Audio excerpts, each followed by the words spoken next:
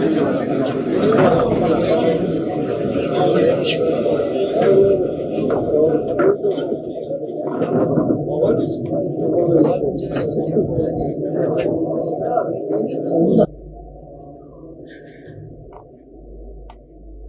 bölümden düşünüyorsunuz? Tarlaya açacağız. Şurası tarla. Buraya kaybolduğu köyü gösteriyor. Şu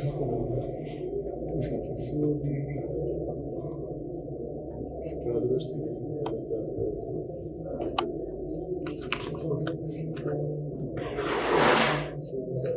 Genelleme yanlış. Hani ya engelliydi oraya gitmez, canı yok gidemez dedikleri yerlere sarp kayalıklara doğru yukarı doğru gidilen şeyler daha önce yaşadık, engelli vatandaşlar yaşadık yani. Günler sonra. Bu bölgede.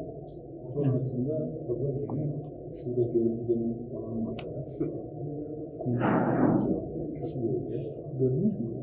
İşte bir kişi kendinden çok anlaşılığıyla konuşuyor. Jandarmanın ifadesini birkaç kere aldı. Çok ama konuşuyor. Oydu diye.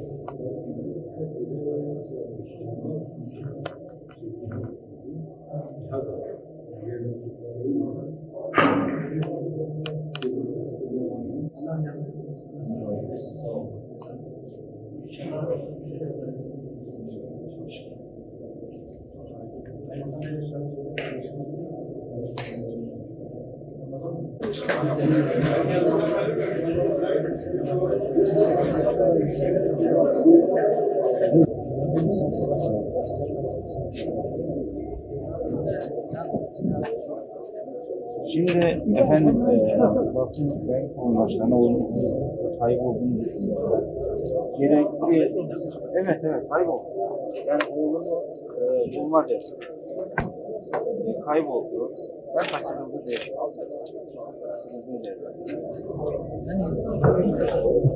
Hüveyledi. Çünkü buralarda her tarafta arandı. Suda aranıyor, ada aranıyor.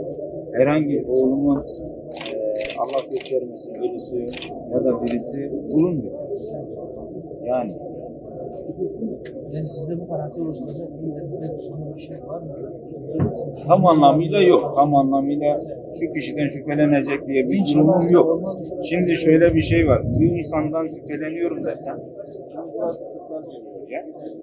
şimdi ben adama iftira atarım. Bu sefer de nasıl söylesem? Adamı düşman ederim yani. Adam da yapmamıştır böyle bir şey.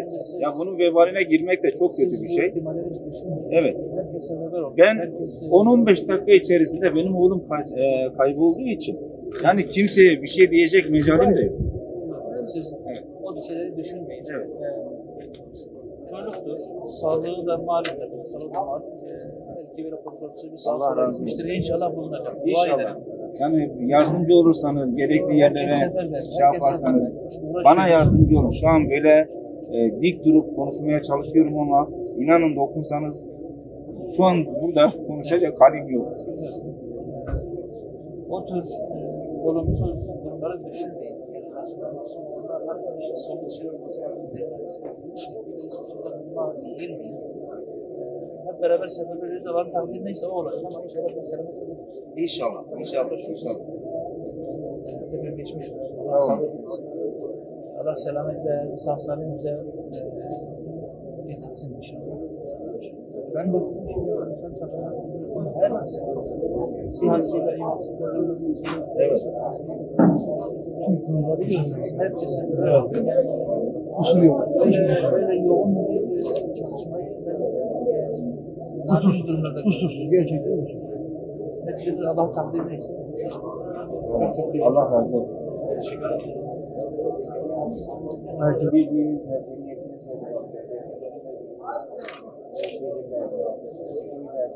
arama çalışmak. En azından tepkilerle numarama haber verin. Bu çok yardımcı olmakta Muhtarla beraberiz.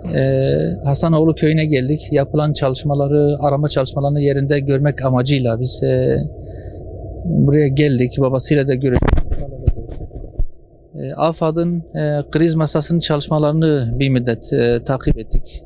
Birebir müşahede ettik, izledik yani. Şu anda kadar bir hafta kadar gibi bir zaman oldu. Onurcan'dan maalesef henüz hiçbir haber, hiçbir iz yok. Üzüntü veren tarafı da bu. Ancak halen bütün yetkililer, bütün personel, bütün arama kurtarma personeli, köylüler, komşu köylüler onu sağ salim bulmak için hepsi uğraşıyor. Şu an için onun başına bir şey geldiği yönünde hiçbir şey yok. Sevindirici olan da budur. Belki de umut veren de budur. Bütün imkanlar seferber edilmiş benim gördüğüm kadarıyla. İHA'larla, SİHA'larla, termal kameralarla, bütün teknolojik imkanlar seferber edilerek bir de insan gücüyle çalışmalar devam ediyor. Fırat Nehri de çocuğumuzun kaybolduğu yere 1,7 kilometre mesafede bir yer. Oranda suyu kesilmiş, dalgıçlar da arama çalışmalarına katılmış, arama köpekleri de var. Yani benim gördüğüm tam teşekküllü, kusursuz bir çalışma yapılıyor. Bu anlamda Sayın Valimize de teşekkür ediyoruz.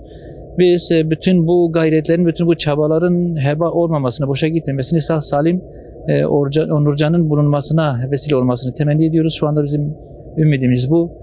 Ailesi elbette ki çok üzgün, çok perişan. Yardım istiyorlar. Herkesin bir şekilde elini atmasını, yardımcı olmasını, arama çalışmalarına desteklemesini istiyorlar ki bu doğal bir fıtri üzüntüden kaynaklanan bir durumdur. Zaten herkes seferber olmuş ve arıyor. Muhtardan da bilgi aldık. Muhtar da bütün köylülerin, komşu köylerin hepsinin beraber seferber olduğunu, aramaya çalıştığını, bulmaya çalıştığını söylediler.